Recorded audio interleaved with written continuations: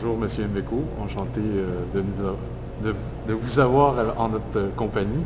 On va commencer directement avec les questions. Première partie, c'est sur le Canada. Et la première question, on va aller direct au point. Parlez-nous brièvement du rôle néfaste joué par le Canada en Afrique, le pillage des ressources au Congo, le rôle dans le génocide, Lumumba, Patrick Lumumba. Faites-moi un rapide résumé de vos recherches sur le Canada. Bien, écoutez, moi je me suis d'abord merci et bonjour, merci pour l'invitation. Le rôle du Canada dans les drames africains, moi je me suis intéressé à la région des Grands Lacs en Afrique centrale. Et donc j'ai découvert que le Canada avait joué un rôle dans l'assassinat du premier ministre du Congo, Patrice Emery Lumumba.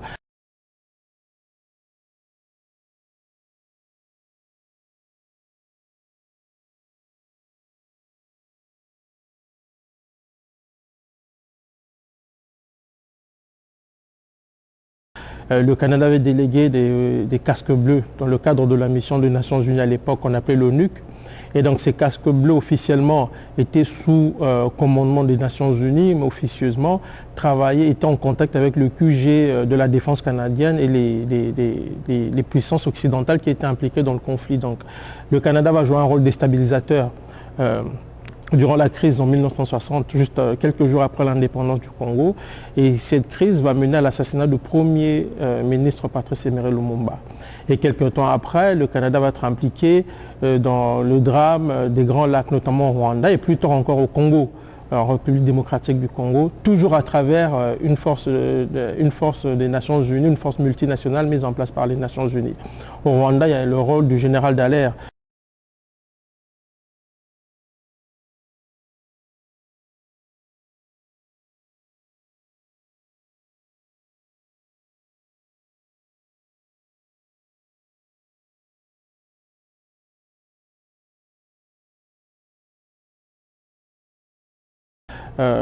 Qui est présenté au Canada comme un héros. Est-ce que c'est occulte ou c'est officiel? C'est-à-dire on cherche un peu dans les informations faciles? Ce n'est pas aussi caché que ça, il suffit de chercher un peu, de gratter un peu. Mais c'est sûr que les grands médias n'en parlent pas. Vous savez, Dallaire est présenté ici comme un grand héros.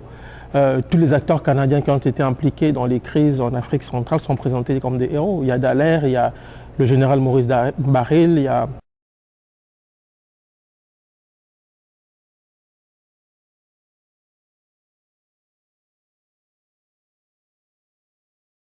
Madame Louise Arbour, qui est présentée comme une très grande juge ici au Canada. Il y a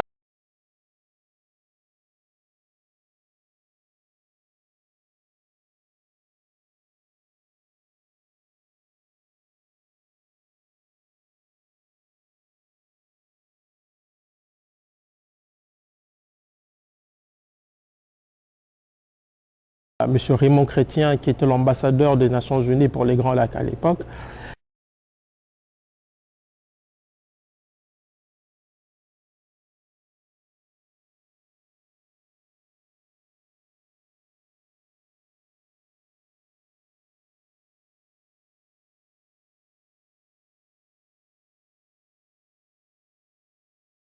Et même les officiers qui étaient impliqués dans la crise des années 60 qui a mené à l'assassinat de Patrice Emery Lumumba. Et donc depuis déjà les années 60, même avant, il y avait des intérêts canadiens importants dans cette région, des intérêts miniers en tout cas, dont on parlera, je crois, dans une minute. Et quelles sont les questions qui vous posent à Radio-Canada quand vous y allez justement?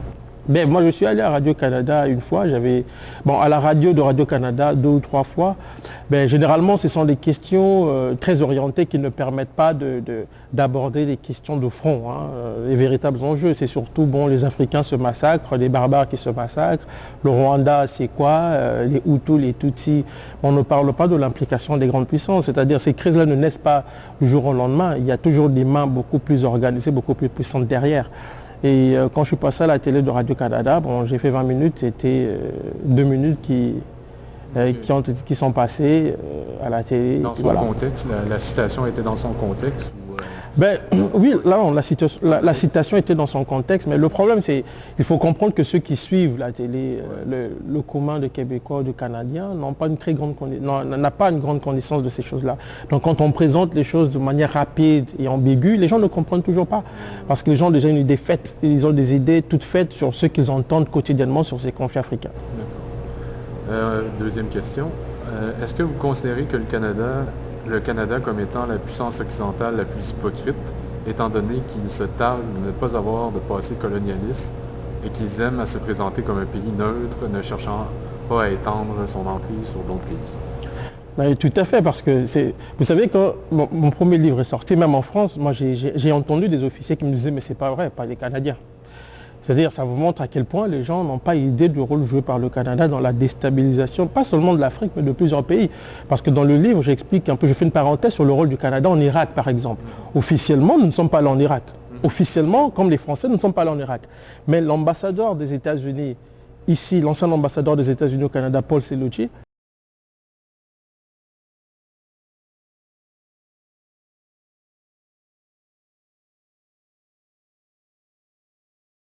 avait clairement remercié le Canada pour son grand rôle dans le conflit en Irak. Donc ça vous donne une idée du rôle joué sournoisement par le Canada dans plusieurs régions du monde. Et puis effectivement, depuis les années 50 et 60, les officiels canadiens aiment à répéter que le Canada n'a pas de passé colonial. Seulement voilà, si on n'avait pas de passé colonial, nous serions en train de parler iroquois par exemple. Mais si on parle anglais et français, c'est parce que le Canada en lui-même est un symbole de la colonisation. Parce que ceux qui étaient ici n'étaient pas des Canadiens à l'origine. Voilà. La troisième question, le fait que le Canada est perçu, c'est moins le cas depuis 2006 avec l'arrivée au pouvoir des conservateurs de Stephen Harper, comme un agent important pour le maintien de la paix dans le monde, rend-il la tâche plus facile aux multinationales canadiennes comme Barrick Gold pour le pillage des ressources du Congo? Mais c'est ce que j'explique d'ailleurs, parce que c'est parce que le Canada est perçu comme un acteur neutre dans les conflits qu'on l'utilise ou qu'il peut avancer ses cartes de manière très discrète et beaucoup plus efficace dans plusieurs régions stratégiques. Est-ce que c'est une puissance nationale ou c'est plutôt aujourd'hui une puissance, c'est les ONG, c'est les compagnies et que le gouvernement, lui, fait juste suivre on oublie que le Canada est quand même membre du G7, hein, il faut pas l'oublier. Seulement voilà, leur stratégie est de ne pas se faire passer pour une grande puissance impériale.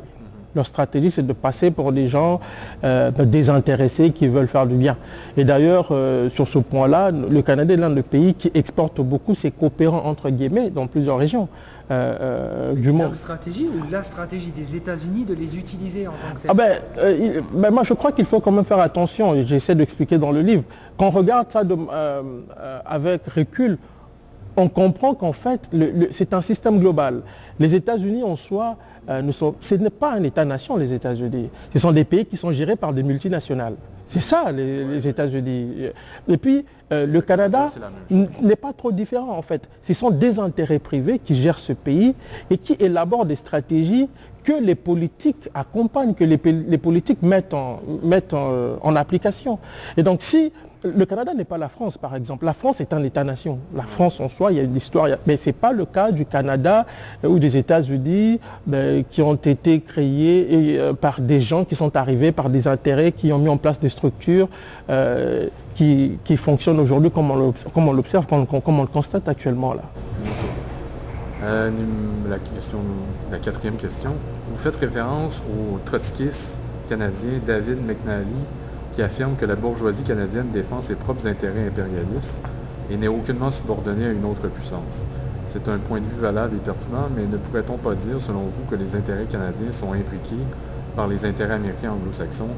Le Canada ne cherche-t-il pas plutôt à s'associer avec l'Empire américano-sioniste? Mais non, ils sont associés, c'est ce que j'explique. Ouais. Mais en fait, c'est du cas par cas. Vous savez, dans le secteur minier, par exemple, le Canada attire les compagnies minières ici beaucoup plus que les États-Unis. Pourquoi? Parce que ça fait l'affaire d'un groupe de gens. Mais si vous regardez les compagnies minières canadiennes, même les compagnies que je cite, mais qui siègent dans ces compagnies. Ce ne sont pas seulement des Canadiens, ce sont des gens qui siègent dans plusieurs autres multinationales anglo-américaines. C'est une structure supranationale. C'est comme ça qu'il faut regarder ça. Si vous regardez ça en termes d'État, vous n'allez pas bien comprendre en fait le fonctionnement de ces gens-là. Ouais. Est-ce qu'une compagnie privée, une minière, est plus en sécurité au Canada qu'aux États-Unis? Tout à fait, parce que la législation canadienne, elle est conçue pour protéger ces gens-là. Et il y a eu un procès ici, par exemple. C'est le livre d'Alain Deneau. Voilà, Alain Deneau en parle dans son livre Loire Canada ou même Paradis sous terre. Et j'explique ça aussi ici, dans mon premier livre. Qu'est-ce qui se passe, c'est que quand une compagnie, par exemple, est reconnue coupable d'un crime sous d'autres cieux, en Afrique, par exemple, si cette compagnie est basée au Canada, il est difficile de la faire condamner ici. Parce que la législation canadienne est faite pour protéger ce type de compagnie, ce genre de compagnie. Question 5. Alors, le personnage d'Alaire, parlez-nous de lui. Francophobe, exemple, il dit qu'il n'hésiterait pas à tirer sur les avions français. Québécophobe, peut-être? Est-il un pion idiot utile des États-Unis ou un acteur conscient et soumis de nature aux États-Unis? Ben, je crois que c'est un acteur conscient, parce que dès qu'il arrive, on voit très bien, j'explique dans le livre, que dès qu'il arrive au Rwanda, on sent que le rapport entre le général Dallaire et le gouvernement rwandais ne passe pas. Et ses rapports même avec son chef, parce que le vrai patron de la mission des Nations Unies au Rwanda, c'est pas Dallaire, c'est un diplomate camerounais qui s'appelle Jacques-Roger Boubou. Et donc Dallaire est le commandant militaire, le patron de la force militaire en fait de cette mission-là. Dallaire a fait une entrevue c'était à l'émission à l'époque Le Point, je pense. Tout à fait, oui. Il avait un point de vue assez... proche de la réalité. Proche de la réalité, voilà. Et après ça, il s'est rétracté. Est-ce que ça ne signifie pas justement qu'il n'était pas encore sous emprise américaine? Ben, moi, je pense que Dallaire, quand il est arrivé au Rwanda, il était conscient de ce qu'il faisait. Okay. Mais je pense aussi qu'il ne s'attendait pas à la situation qu'on a pu observer durant le génocide. Parce que l'enchaînement de la violence de cette manière-là a dépassé tout le monde. Moi, j'ai discuté avec beaucoup d'officiers des Nations Unies qui étaient au Rwanda. Et je crois que beaucoup disaient, oui, on sentait qu'il y avait une tension. Mais ce qu'on a pu observer à ce moment-là, après l'assassinat du président Habyarimana du Rwanda, donc qui a constitué l'élément déclencheur du génocide, est quelque chose d'assez inattendu, de très grave.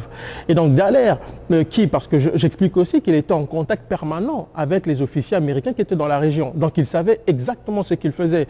Quand les officiers de la rébellion se retrouvaient dans son bureau, pour coordonner les attaques contre les forces gouvernementales, cela prouve qu'il savait ce qu'il faisait. Mais il ne s'attendait peut-être pas à ce qu'on a pu observer. Parce que si vous lisez, par exemple, son livre sur le Rwanda, il fait des concessions. Dallaire dit des choses qui sont très graves. Et il se pose des questions, mais je crois qu'il a des réponses à ces questions aujourd'hui. Parce que 20 ans après les événements du Rwanda, la vérité quand même commence à remonter à la surface et on sait exactement ce qui s'est réellement passé. Donc je crois que c'était quelqu'un qui était allé en mission mais qui ne s'attendait pas à faire face à une situation qu'il ne pouvait plus contrôler à un moment donné. Une jeune vierge. Ben voilà, c'était quelqu'un qui était un peu naïf d'une certaine manière. Il n'avait pas la maîtrise de la politique au plus haut niveau parce que ce sont des acteurs. Il était dans le scénario d'un film que lui n'avait pas écrit. Ouais, c'est ça. Mais il a quand même été super virulent quand il dit tirer sur les avions français, quand il dit je vais démissionner de l'ONU. C'est ça que... Oui, exactement, parce qu'il est dans son rôle d'agent au service des États-Unis. Là, il joue. Il joue son rôle d'agent au service des États-Unis parce qu'à ce moment-là, la France intervient pour essayer d'alléger la souffrance. L'invasion turquoise. Il appelle ça invasion turquoise, l'opération turquoise. Dallaire n'est pas content parce que lui, il est là pour aider les rebelles Tutsis à prendre le pouvoir. C'est exactement ça. Mais il se retrouve dans une situation où les Français sont obligés d'intervenir, c'est qu'il ne fait pas son affaire et aussi l'affaire de ses patrons. Mais après, parce que... Voilà, mais c'est des événements d'après, parce que quand il rentre au Canada, il dit clairement qu'il n'y a pas un génocide comme on le présente. Mais quelques temps après, il change sa version de fait, il écrit un livre à la gloire de la propagande officielle, et puis voilà, donc... c'est quelqu'un qui, à un moment donné, je crois, a été dépassé par les événements, mais pour des raisons qui lui sont propres et pour la cause de la propagande, il a continué à... Ok.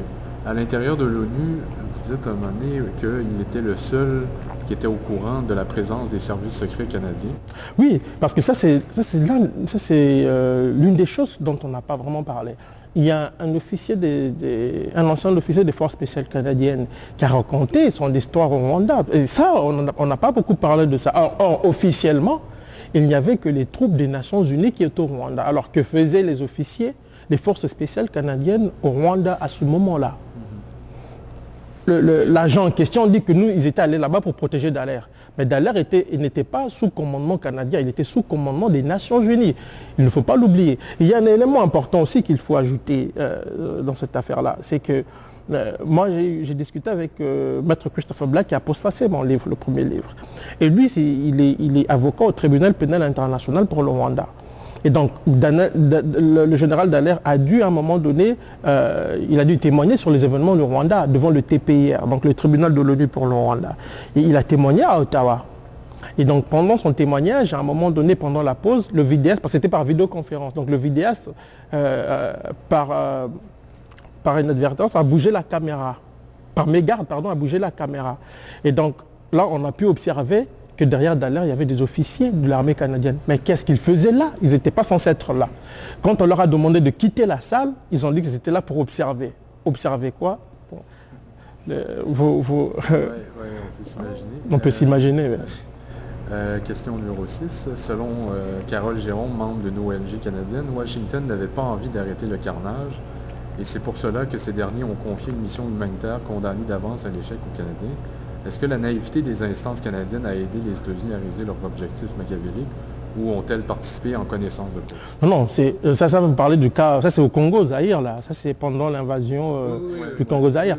Mais non, ils n'étaient pas naïfs, parce qu'il ne faut pas oublier que celui qui va court-circuiter la mise en place de la force multinationale supposée s'interposer entre les parties en conflit est un officier canadien, le général Maurice Baril, qui était à l'époque de la crise rwandaise, l'officier qui travaillait en lien avec le Pentagone au département de maintien de la paix de l'ONU. C'est Maurice Baril qui a recommandé Dallaire à la tête de la mission au Rwanda. Donc c'est Maurice Baril qui se retrouve à la tête de la mission militaro-humanitaire qui doit se mettre en place au Congo-Zaïre 2 ans plus tard, lorsque le Rwanda et ses parrains décident d'envahir le Zaïre. Et c'est lui qui permet, en fait, c'est lui qui participe c'est lui qui court-circuite en fait cette force multinationale pour permettre aux rebelles Tutsis accompagnés par leurs alliés à renverser le pouvoir de Kinshasa, à prendre le pouvoir. Et donc les institutions canadiennes étaient... Elles étaient conscientes. Les autorités canadiennes étaient conscientes. Il faut voir ce que dit le représentant du secrétaire général des Nations Unies dans les Grands Lacs, le Canadien Raymond Chrétien, qui est le neveu du Premier ministre Jean Chrétien à l'époque. Ouais. Il dit que oui, on savait qu'il y avait des réfugiés. 1 million de morts, bon.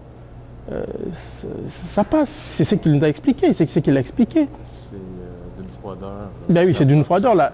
Ça fait peur, mais c'est la réalité. Quand on a livré les Rwandais à la fureur de leur bourreau, comme on a pu observer, et quand on a court-circuité la force multinationale au Congo-Zaïre, à l'époque, il faut dire que les troupes rwandaises sont en train de massacrer systématiquement les réfugiés Hutus et les Congolais dans la jungle zaïroise, dans la forêt zaïroise.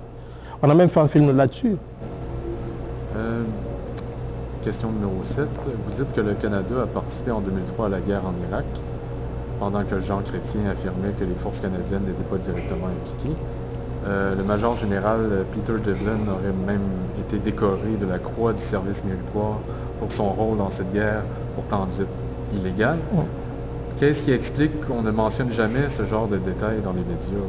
Mais parce que les grands médias, ce n'est pas le rôle des grands médias de vous dire la vérité. Ça, il faut que les gens le comprennent. Demander aux grands médias de vous dire la vérité sur les événements mondiaux, c'est comme demander au diable de se convertir. Donc ça ne marche pas. Il faut que les gens le comprennent. Les gens demandent au diable de se convertir, mais ça n'arrivera jamais. C'est tout. Alors, il faut se méfier. Les entreprises canadiennes exportent pour 3 milliards de dollars d'équipements militaires chaque année. La classe des affairistes canadiens représente une section puissante et bien organisée du capitalisme international et qui a ses propres entreprises impérialistes. Est-ce que le complexe militaro-industriel canadien est réellement indépendant des États-Unis? Mais votre question nous ramène à ce qu'on disait précédemment. Vous savez, ce sont des entités, ce sont des intérêts privés. Ce n'est pas une affaire d'État, c'est beaucoup plus une affaire d'intérêt privé. C'est différent. Si vous prenez le cas d'un pays comme la France ou l'Allemagne, on peut comprendre. Mais aujourd'hui, quand on regarde comment le grand capital évolue, on voit bien que les États ne veulent plus rien dire, en fait. Les États ne veulent plus rien dire. Donc c'est plus une question d'intérêt privé que d'État-nation comme tel. La question à double entrée. Pouvez-vous nous parler de l'influence du lobby juif au Canada?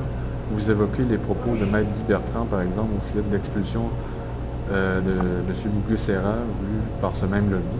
Avez-vous trouvé des liens entre le travail en amont effectué par ce lobby au Canada et les retombées pour Israël?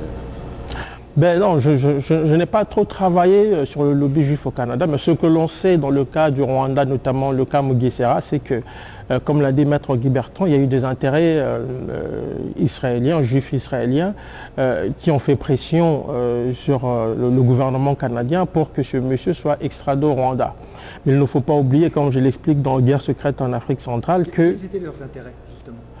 Parce qu'il y a un lien important aujourd'hui entre plusieurs lobbies juifs et le pouvoir tout de suite du Rwanda.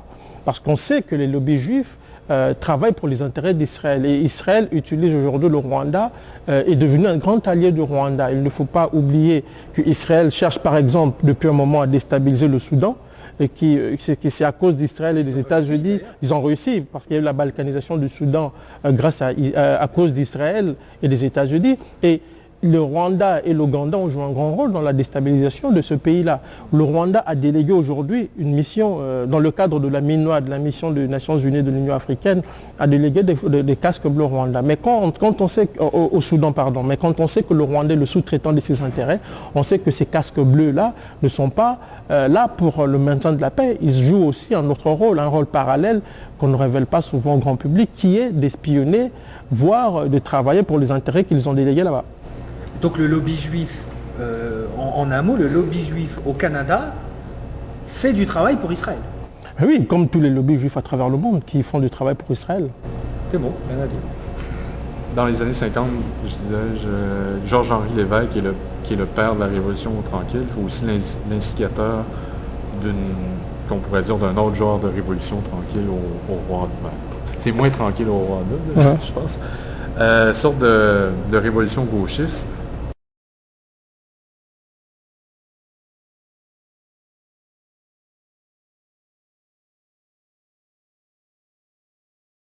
On peut dire qu'il a utilisé le Rwanda et joué aux apprentis sorciers en fondant l'Université du Rwanda. Pouvez-vous nous parler du rôle joué par cet homme? Je n'ai pas beaucoup étudié le rôle de M. Lévesque, mais tout ce qu'on sait, c'est que M. Lévesque, comme d'ailleurs les prêtres canadiens Guy Pinard et Claude Simard, ont joué quand même un rôle important sur le plan social au Rwanda. Hein. Vous avez dit d'ailleurs qu'il a participé. Non. Ce n'est pas néfaste. Moi, je crois que c'est parce qu'ils jouaient un rôle quand même assez louable qu'ils ont été tués, en tout cas pour les deux derniers, par les extrémistes tutsis de Rwanda. Parce qu'eux avaient compris, ils connaissaient l'histoire du Rwanda. Et donc, quand la crise a commencé, ils ont commencé à expliquer que la réalité n'avait rien à voir avec tout ce qu'on nous racontait dans les médias. La réalité n'avait rien à voir avec tout ce que les extrémistes tutsis et les organes de propagande et leurs organes de propagande racontaient. Cette révolution, cette décolonisation qui a mené aux États indépendants en Afrique et qui a mené les Hutus au pouvoir. Oui, en partie, effectivement. Est-ce que ça a changé complètement la dynamique au Rwanda? Est-ce qu'il y a quelque chose là-dedans qui a été... La révolution s'est-elle faite un peu trop brusquement? Non, mais il faut dire qu'il n'y avait pas, c'est pas seulement grâce aux prêtres canadiens, mais ils y ont été pour quelque chose. Parce que démocratie et prêtre ou religion catholique au Rwanda. En Afrique, un peu partout en Afrique. Ça semble aller de pair. Et mettre la démocratie... Non, pas la démocratie. Il ne faut pas oublier qu'en Afrique... mais il ne faut pas oublier qu'en Afrique, l'Église catholique a joué un grand rôle dans la colonisation. Exact. Donc on nous demandait de fermer les yeux, de regarder la Bible pendant qu'on prenait nos terres. Mais cela ne veut pas dire qu'il n'y a pas des gens, il n'y a pas de prêtres qui ont travaillé vraiment pour la décolonisation du continent africain, qu'il y avait des gens qui aimaient les Africains et qui trouvaient ce système-là. Est-ce que leurs intentions étaient bonnes? Dans le cas du Rwanda, dans le cas du Rwanda, les intentions de M. Lévesque ou encore même des pères Claude Pénard ou Guy Sipa étaient nobles, leurs intentions étaient nobles, on l'a très bien vu. Et c'est d'ailleurs pour cette raison qu'ils ont été assassinés. On peut dire que donc ces prêtres québécois catholiques qui ont été assassinés, donc, ils l'ont été indirectement par le Canada. Le Canada fédéraliste tue de manière indirecte, je dis bien de manière indirecte, des prêtres québécois. En tout cas, si, bon, tuer en manière indirecte peut-être, mais je dirais que dans le cas des pères Simard et Pénard, le Canada a occulté la vérité. En tout cas, c'est placé du côté des tueurs, de ses propres ressortissants. Qu'est-ce qu'ils avaient découvert? Mais ils avaient découvert que l'histoire officielle n'était pas vraie. Ils essayaient d'expliquer que ceux-là qu'on nous présentait comme des libérateurs du Rwanda, ceux-là étaient des tueurs. Ils disaient clairement que le Canada soutenait des gens qui n'étaient pas des gentils, comme on nous présentait. Les extrémistes autour du Rwanda n'étaient pas des gentils, c'était des massacreurs. C'était des égorgeurs des femmes, ils tuaient des bébés. Et donc c'est ce qu'eux expliquaient aux gens. Alors ça n'a pas fait l'affaire des extrémistes Tutsis soutenus par le Canada, on les a assassinés. Et le Canada a occulté cela jusqu'à ce jour, d'ailleurs, on n'en parle pas. Les crimes commis par le Canada en Afrique sont de facto, fédéralisme oblige, des crimes commis aussi par le Québec. Qu'est-ce que le Québec y a gagné? Ben, le Québec n'y gagne rien. Je crois que le Québec est même, parce qu'il faut dissocier, quand on parle du Canada, du Québec, il faut dissocier les hommes du pouvoir du petit peuple. Ça, c'est la première chose. Ça, c'est important parce que parfois, les gens font beaucoup d'amalgame. Et la deuxième chose, c'est que le Québec ne pèse pas trop sur le plan international, contrairement au Canada, parce que bon, c'est le Canada. La politique étrangère, c'est le Canada qui l'amène. Mais les gens du Québec pêchent d'une certaine manière par leur ignorance, comme d'ailleurs la plupart des Canadiens, des populations d'Occident. Les gens pêchent par leur ignorance. Et il est important, et là je salue d'ailleurs votre travail, de faire comprendre certaines réalités aux gens pour que nous demandons à nos dirigeants, bon là je parle comme Canadien, comme Québécois, que nous demandons à nos dirigeants de nous expliquer ce qui se passe là-bas, qu'ils sont comptables quand même devant le petit peuple parce que c'est nous qui payons les impôts, c'est nous qui les payons. Alors si on les laisse comme ça faire n'importe quoi, ça n'a pas de sens, mais si on les laisse, c'est parce qu'on est ignorant aussi quelque part. Donc quand on comprend certaines affaires, il faut qu'on demande au gouvernement de nous dire ce qui se passe, au moins de nous expliquer, mais de mettre fin à ces choses-là. Bon, c'est pas ça. C'est pas gagnant. C'est pas gay, ouais. Pensez-vous que le mouvement indépendantiste québécois devrait mettre de l'avant les dénonciations des crimes canadiens en Afrique? Ben oui. Ouais. C'est d'ailleurs de son intérêt, je pense. Nous pourrions ainsi démontrer que le peuple québécois n'a rien à voir avec les agissements ignobles d'Ottawa. Tout à fait. Moi, je crois. Hein. Moi, personnellement, je le crois parce que, bon, je suis ici, ça fait une dizaine d'années. On peut quand même voir qu'il y a une différence dans la manière d'appréhender les situations internationales entre le Québec et le reste du Canada. On le voit quand même, c'est très clair. Vous êtes la meilleure publicité pour le Québec et son mais il ne faut pas oublier que c'est au Parlement québécois qu'on a dénoncé le génocide au Congo.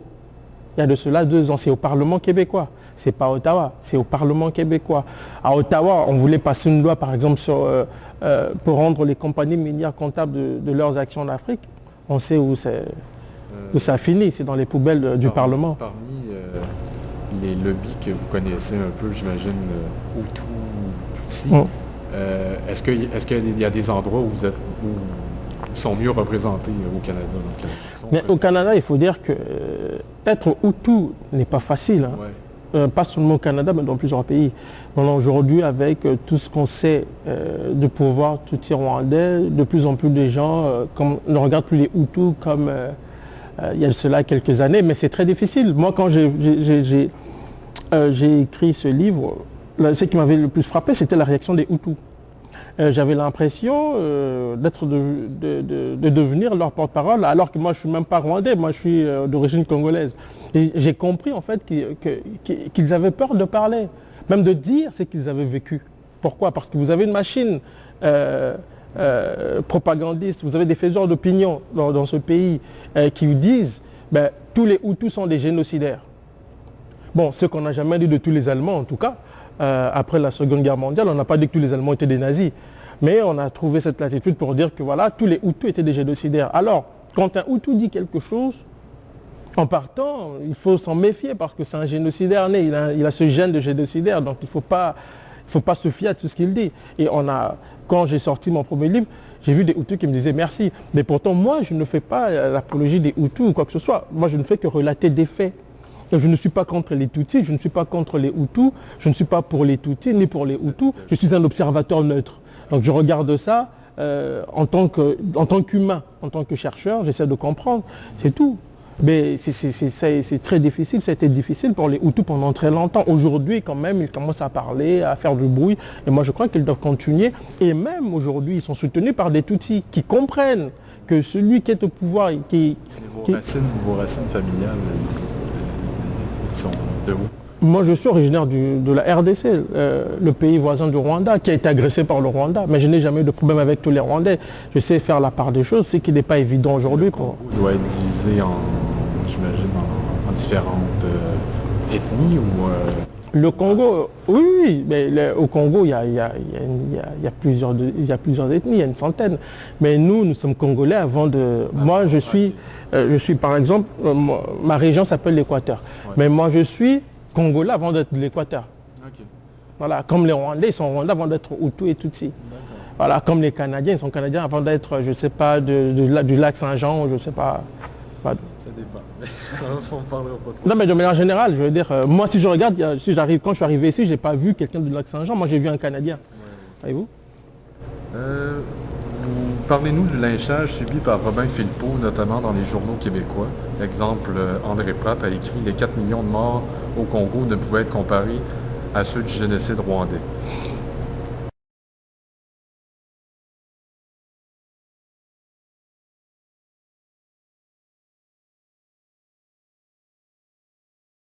Vous savez, c'est très grave. Hein. Les 4 millions de morts au Congo ne pouvaient être comparés à ceux du génocide rwandais. C'est-à-dire qu'on fait une sorte de compétition victimaire. On vous dit que 4 millions de personnes massacrées par les troupes rwandaises ou décédées des suites de la guerre imposée au Congo par le Rwanda ne valent rien face aux Rwandais, aux morts rwandais qu'on a décrétés intouchables. Mais c'est ça qui est grave. Et Robin Philpot... À l'époque, quand il a écrit son livre... Ça ne s'est pas passé comme ça qu'Égalier. Oui, c'est ça, exactement. Est-ce qu'il a ouvert des... Parce que c'était un des livres... Au Canada, il n'y a personne qui prenait parole. Effectivement. En fait, je pense que le livre de Robin Philpot est le premier livre qui aborde la question de manière très originale en pointant véritablement les responsabilités. Bien entendu, ça ne faisait pas l'affaire des faiseurs d'opinion qui ont pris fait et cause pour un camp. Le camp des rebelles Tutsis qui ont pris le pouvoir au Rwanda. Il a été sévèrement lynché. Robin Philpot est un ami. Moi, j'avais suivi cette affaire de très près et on l'avait sérieusement lynché. Et on a fait de la propagande, on a même passé à la télé sur Radio-Canada une femme qui prétendait, en tout cas si elle a été violée, je compatis, mais elle disait qu'elle avait été violée par 500 personnes. Bon, moi je me suis dit, comment elle a fait pour compter les 500 personnes qui l'ont violée? Donc elle comptait, je ne sais pas, mais c'est ce qu'on nous a présenté à la télé, mais c'était en fait c'est cette mécanique propagandiste qu'on a mis en place pour dénigrer Robin Philpot et son travail. Il ne faut pas oublier que les journalistes de la presse n'ont pas attaqué le travail de Robin Philpot, qui est inattaquable. Ils ont attaqué la personne en disant qu'il avait nié le génocide. Comme si, en fait, dans le débat sur le Rwanda, on n'a pas le droit de questionner l'histoire officielle. C'est ça le problème aujourd'hui. On ne questionne pas l'histoire officielle du génocide, un peu comme en France, on ne questionne pas l'histoire officielle, entre guillemets, de la Shoah.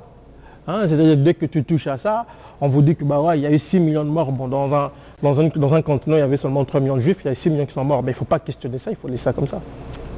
Les principaux acteurs canadiens des événements rwandais que relevait Robin Philpot sont souvent québécois, Raymond Chrétien, Maurice Barry, Louise Arbour, Roméo Dallaire, pur produit d'institutions canadiennes, fédérales, l'armée, les affaires étrangères, les affaires judiciaires. Peut-on parler du Canada comme d'une fabrique subtile à monstres ou agent manipulable? Non, on peut parler du Canada comme agent impérial, au même titre que les États-Unis. Chacun délègue... Dans les écoles, parce que pour en venir à une élite de ce genre-là, j'imagine que ça part d'une idéologie ou quelque chose. Mais tout à fait. Mais c'est ce que moi j'appelle le fondamentalisme néolibéral, qui crée ces agents un peu partout. Aujourd'hui, à quoi servent par exemple nos universités? C'est à créer ces genres d'individus qui vont se retrouver à la tête des institutions et qui vont faire le travail pour le compte du grand capital. Que ce soit aux États-Unis ou au Canada, c'est pareil. Quand on a parlé tantôt des multinationales canadiennes, mais qui on retrouve au sein de Barrick Gold. Barrick Gold, là, c'est canadien, là, je crois que c'est basé ici au Québec, je crois. Barrick Gold, là, c'est canadien, mais qui on retrouve là-dedans? On retrouve des anciens premiers ministres canadiens, on retrouve à un moment donné George Bush, qui n'est pas canadien, on retrouvait ce genre d'individus. Je pense qu'aujourd'hui, si vous voulez aborder les questions géopolitiques concernant les États comme les États anglo-saxons, notamment des pays comme le Canada ou les États-Unis, il ne faut pas penser en termes d'État-nation, il faut penser en termes d'intérêts privés qui contrôlent ces États que nous avons, ces intérêts privés d'ailleurs qui, juste une parenthèse, vous allez constater, vous allez remarquer, pendant que les politiques s'en prennent à la Chine, ces intérêts privés vont s'installer en Chine. Donc c'est pour vous dire qu'eux ne regardent pas le monde comme nous le regardons. Pour eux, ce n'est pas une affaire d'État, c'est une affaire d'intérêt. La Chine, il faut être chinois, dans le fond. Ah oui, mais eux, ils sont chinois au niveau des affaires. Ouais. Comme les Chinois sont aujourd'hui des grands capitalistes, donc ils pratiquent le capitalisme d'État, les Chinois. Donc ils ne sont pas trop différents de leurs vis-à-vis états-uniens et canadiens. Et ça permet qu'un jour, si jamais des Hutus se retournent contre l'État canadien et qu'on ait une amende à payer, c'est nous tous qui payons et c'est jamais eux. Non, c'est jamais eux. Voilà. La nation est un paravent. C'est voilà. une espèce de communisme où on fait payer les pertes mais où on ne bénéficie pas des... Ben, ça a toujours été comme ça, même si vous regardez notre système économique. Nous, le mouton, donc le petit peuple, le mouton, nous payons, nous subventionnons des entreprises qui, eux, gardent leurs intérêts privés, qui paient leurs actionnaires. C'est comme ça que c'est ça la démocratie, en fait. Dans un Occident soumis à l'émotionnel, ne trouvez-vous pas que l'histoire de Corneille tombe à point? Croyez-vous en son histoire? L'histoire de Corneille, bon, lui-même ne dit pas grand-chose de son histoire, hein, mais là j'ai travaillé dessus, j'ai fait un peu de recherche dessus. On sait que son père était Tutsi, sa mère était Hutu. Mais pourquoi l'histoire de Corneille est essentielle? Parce que l'histoire de Corneille, la véritable histoire de Corneille, que les médias n'abordent pas vraiment, vient réduire en miettes l'histoire officielle du génocide rwandais. Parce qu'on sait qu'au Rwanda, on nous dit que ce sont les méchants Hutus qui ont massacré les Tutsis. Or là, on a tué un Tutsi qui lui collaborait avec des Hutus. Donc tout cela vient remettre en question l'histoire officielle du génocide, raison pour laquelle on n'en parle pas beaucoup, on n'aborde pas la question de front, et Corneille n'en parle pas beaucoup parce qu'il veut protéger aussi sa carrière. Quand vous êtes dans un pays comme le Canada, où vous avez des héros, comme le général Dallaire, où vous avez Radio-Canada, vous avez tout ça, toutes ces personnes, toutes ces entités qui brandissent l'histoire officielle du génocide, que peut faire Corneille face à cette machine? Le jour où il va remettre en question cette version officielle, c'est sûr que sa carrière... il chantera moins bien, ça c'est sûr et certain. Merci. À travers la lecture de vos livres, le meilleur des arguments qu'on puisse trouver face au mensonge du génocide, c'est vraiment en utilisant les mathématiques et donc la démographie. Est-ce que vous pouvez nous démontrer brièvement l'inanité du génocide des Tutsis à travers la démographie? Oui, au Rwanda, les statistiques disent qu'à la veille du génocide, il y avait 7 millions d'habitants environ. Sur les 7 millions d'habitants, il y avait 14% des Hutus et des Tutsis, 15% des Hutus et 1% des Twa. Alors, donc ce qui fait environ, il y avait environ une affaire comme au max 800 000 Tutsis. On nous dit après le génocide que 1 million de Tutsis ont été tués. Donc, il y a eu plus de monde tué, plus de Tutsis tués au Rwanda qu'il y en avait sur le territoire rwandais. Alors qu'au même moment, quelque chose dans l'histoire. Un peu la Shoah, c'est un peu cette histoire-là. Je l'ai dit tantôt, je crois qu'il y avait 3 millions de juifs en Europe et puis 6 millions sont morts. Bon, c'est comme ça qu'on écrit l'histoire pour faire plaisir à certains esprits, mais dans le coin du Rwanda, c'était ça. Oui, mais c'est parce qu'il va plus que les autres. Donc même les bébés qui ne sont pas encore nés vont mourir. Mais ce qui est encore grave dans l'histoire du Rwanda, c'est qu'eux-mêmes disent, parce que ça, c'est le gouvernement rwandais qui le dit là, le gouvernement rwandais de l'après-génocide, qu'il dit, c'est qu'il y avait 300 000 rescapés. Donc sur les 800 000 Tutsis, il y avait 300 000 rescapés, mais 1 million sont morts. Donc, vous voyez, c'est pas sérieux. Alors deux faits qui vont totalement à l'inverse de la version officielle, c'est quand vous parlez de la traque des Hutus qui sont cachés dans la forêt, donc on va carrément les traquer avec des avions envoyés par les États-Unis, et vous parlez aussi on a fusillé des réfugiés toujours par les forces états-uniennes. Tout à fait, on les a tués. C'est la partie la plus sombre en fait de cette histoire-là parce que c'était des civils, c'était des femmes et des enfants qui n'ont rien demandé, qui n'avaient rien fait, qui n'ont pas participé au massacre au Rwanda parce qu'il faut en même temps le dire que bien entendu, ce sont les extrémistes Tutsis, les rebelles Tutsis qui ont déclenché la guerre, mais il y a des Hutus qui ont massacré des Tutsis aussi. Mais ceux-là qu'on a massacrés dans la forêt zaïroise n'étaient pas des miliciens Hutus ou des gens qui ont participé au massacre au Rwanda. Ceux qui ont participé au massacre au Rwanda étaient beaucoup plus rapides, pouvaient courir, pouvaient fuir. Mais ces femmes et ces enfants n'avaient rien fait, mais on les a quand même massacrés pour le grand bonheur des rebelles Tutsis.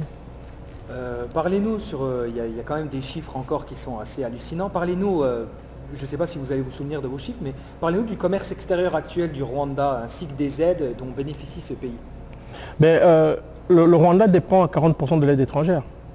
Mais on nous présente ce pays comme étant un pays à la croissance de 7%. Le Rwanda est un pays important économiquement, alors qu'il n'en est rien. Et c'est sans oublier le fait que le Rwanda dépend en partie aussi du pillage des ressources de son voisin congolais. Donc aujourd'hui, on fait l'apologie de l'élève modèle du capitalisme criminel anglo-saxon en Afrique centrale. Quelles sont les richesses minières du Rwanda ? Mais on n'en trouve presque pas, il n'y a pas grand-chose au Rwanda. Vous savez, je vous donne un exemple pour rire. Il y a le lac Kivu, il y a du méthane dans le lac Kivu. Mais la plus grande concentration du méthane se trouve du côté congolais.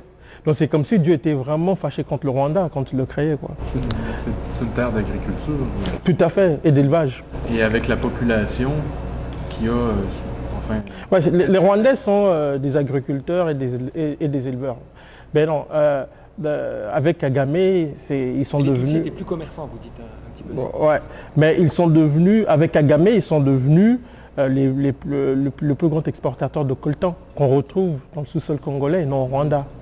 Puis avec la démographie, est-ce que le Rwanda était vivable ou est-ce que c'était possible?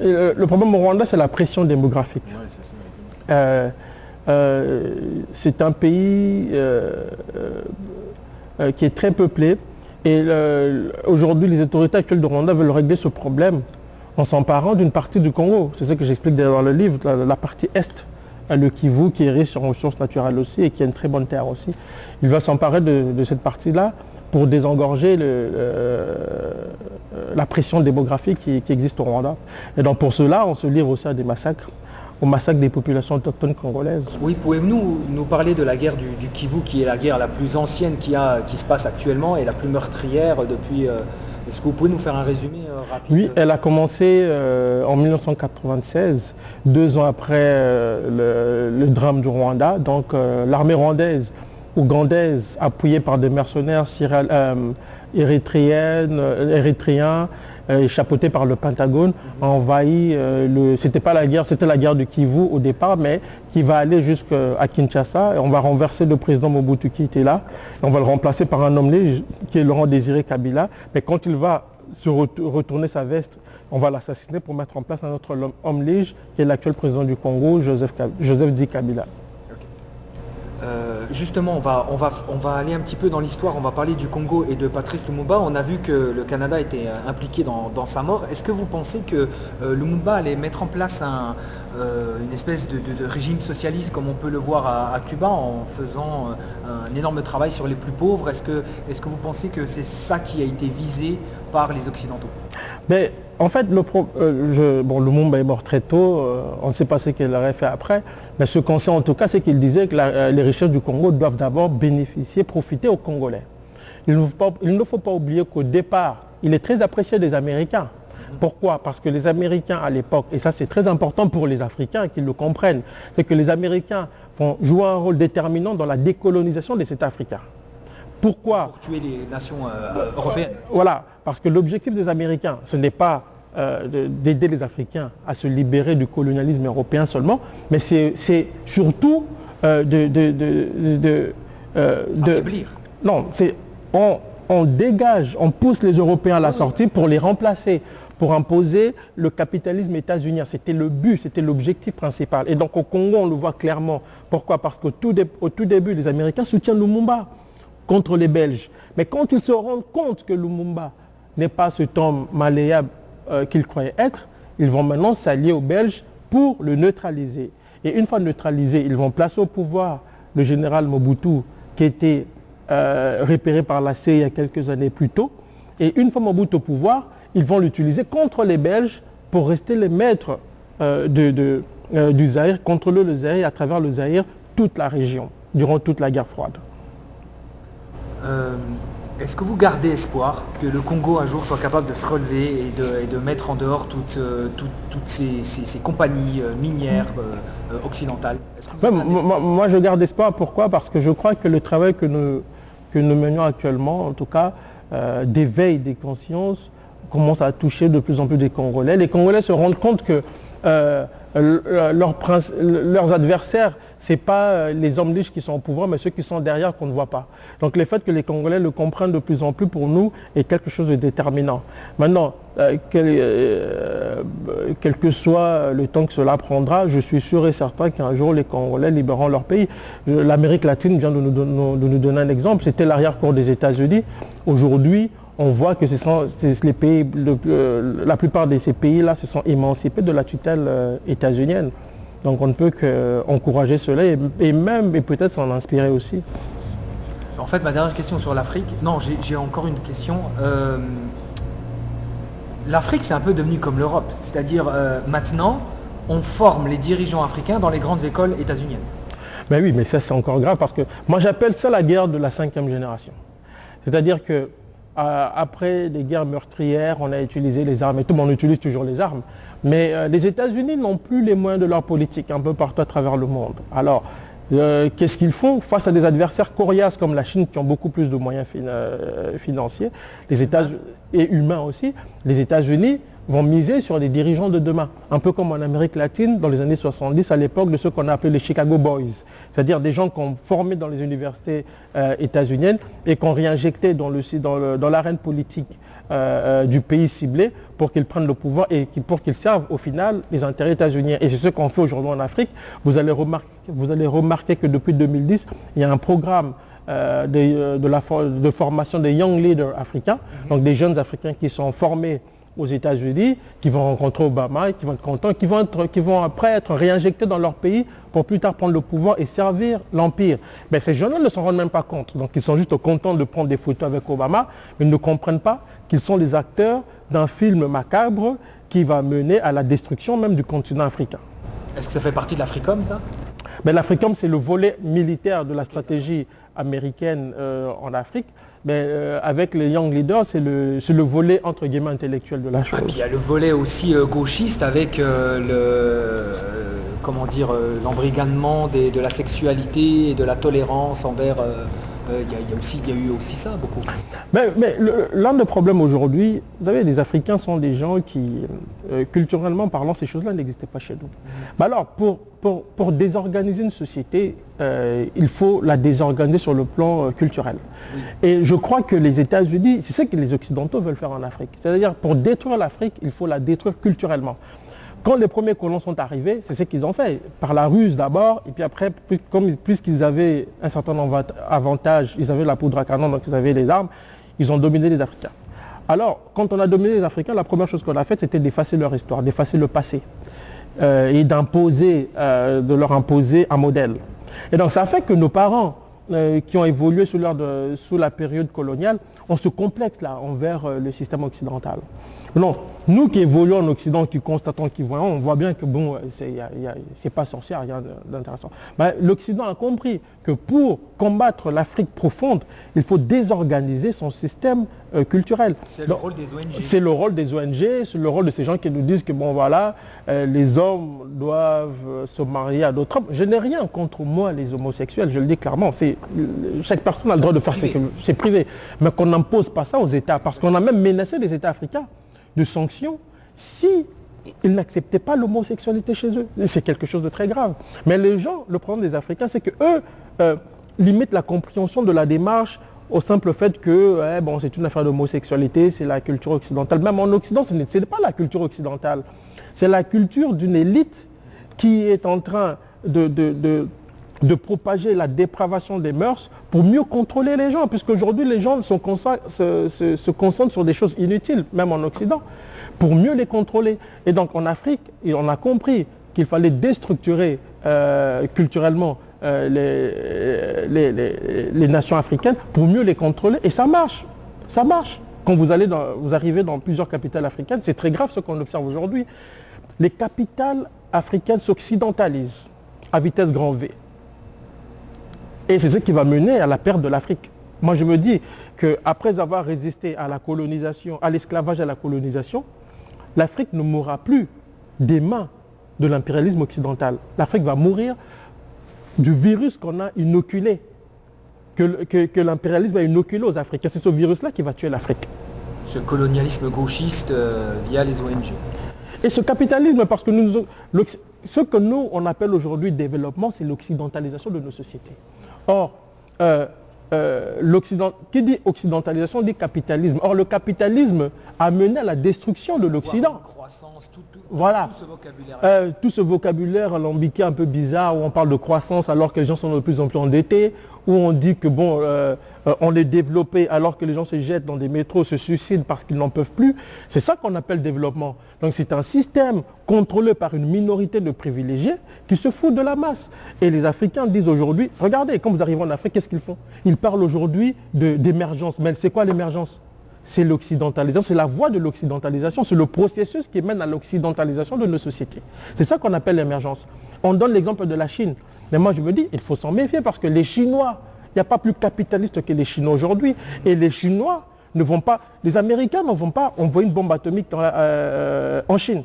Ils vont laisser les Chinois mourir de leur propre mort. Parce qu'ils auront,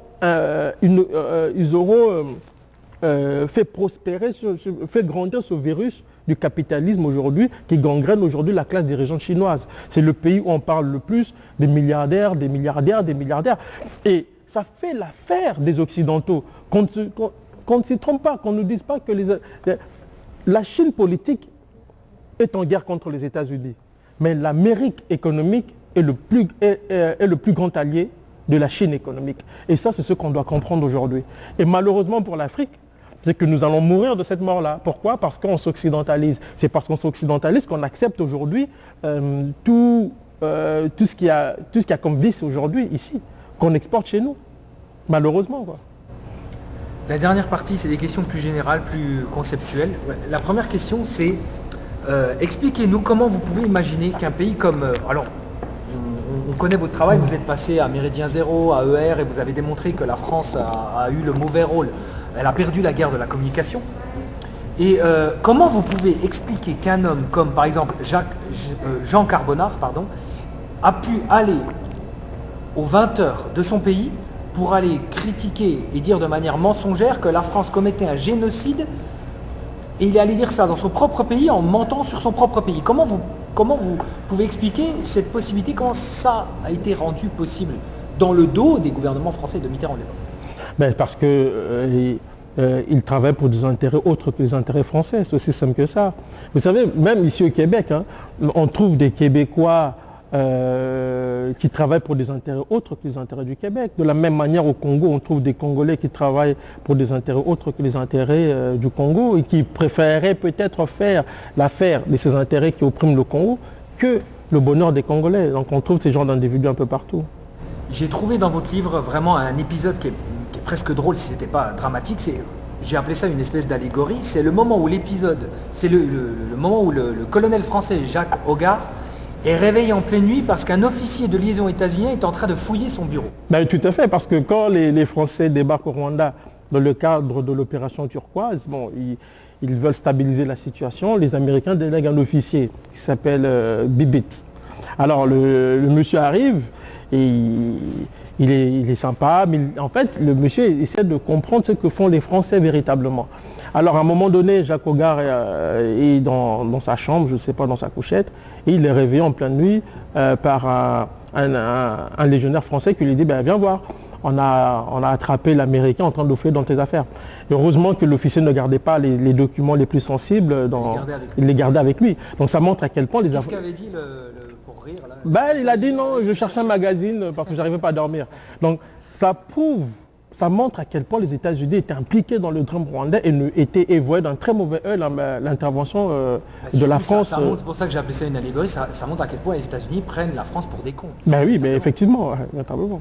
Vous parlez de fixation anti-française chez Clinton, vous n'avez pas développé, mais ça c'est normal, mais vous parlez de fixation anti-française. Ben, c'est pas moi qui le dis, c'est Crocker, l'ancien responsable états-unien, qui a clairement dit que au sein de l'administration Clinton, il y avait des gens qui étaient farouchement contre la France et des gens pour qui la France n'avait plus à dominer de pans entiers les pays les régions africaines. Oui, Roméo Dallaire pensait la même chose aussi. Ben, Roméo Dallaire le pensait aussi.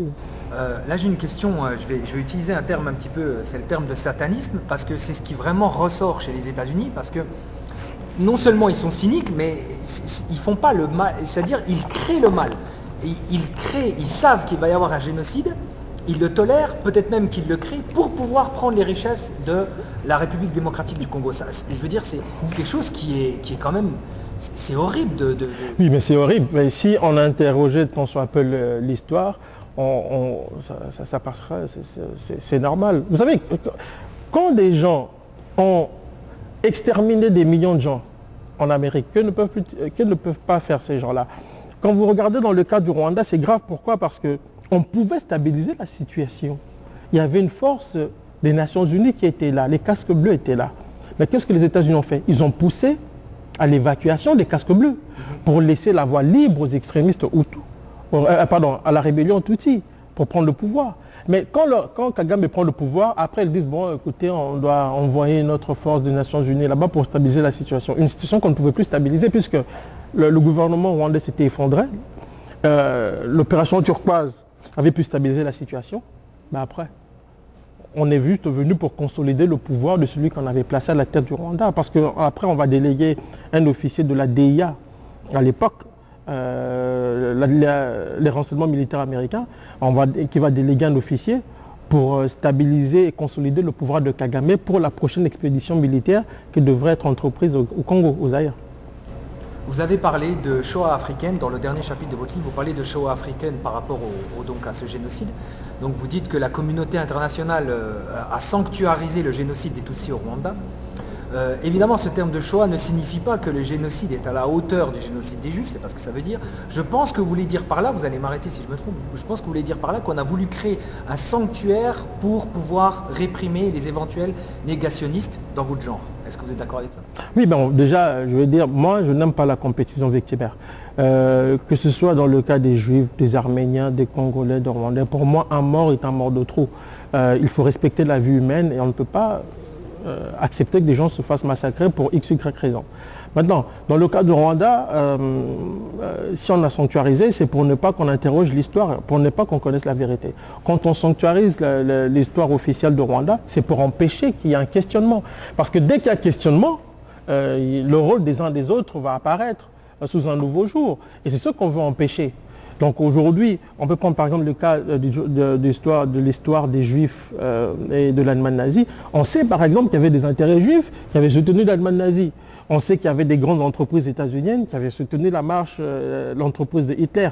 Même les victoires de Hitler en Europe étaient célébrées ici à New York, à l'hôtel Historia. On le sait aujourd'hui.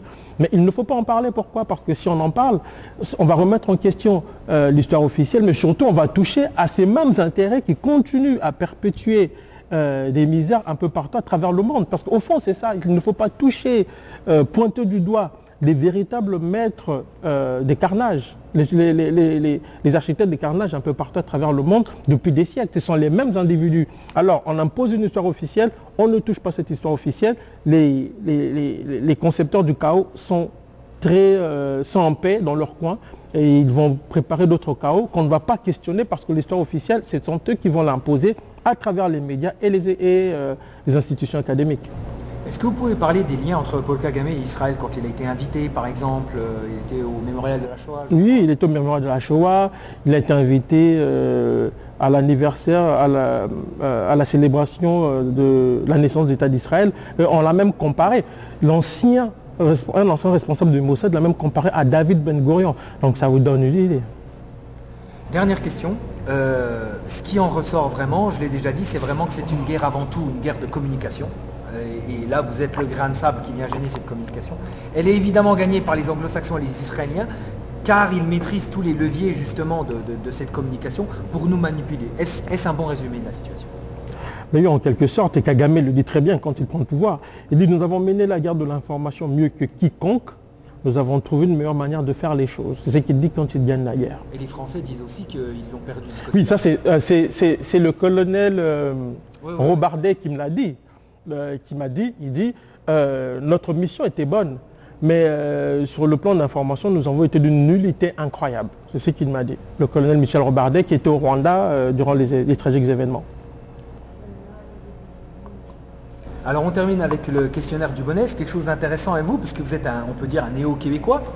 Alors vous n'avez pas besoin d'argumenter, vous dites seulement, vous répondez aux questions très, très rapidement, sans avoir besoin d'argumenter ou de donner, d'expliquer pourquoi vous aimez ça. Alors quel est votre personnage historique québécois préféré? René Lévesque. Votre chanteur francophone préféré ou québécois? Ou congolais de langue française? Ah ouais, ben, c'est bon, francophone, vous voulez dire? Francophone. Il y en a beaucoup. Préféré, je dirais...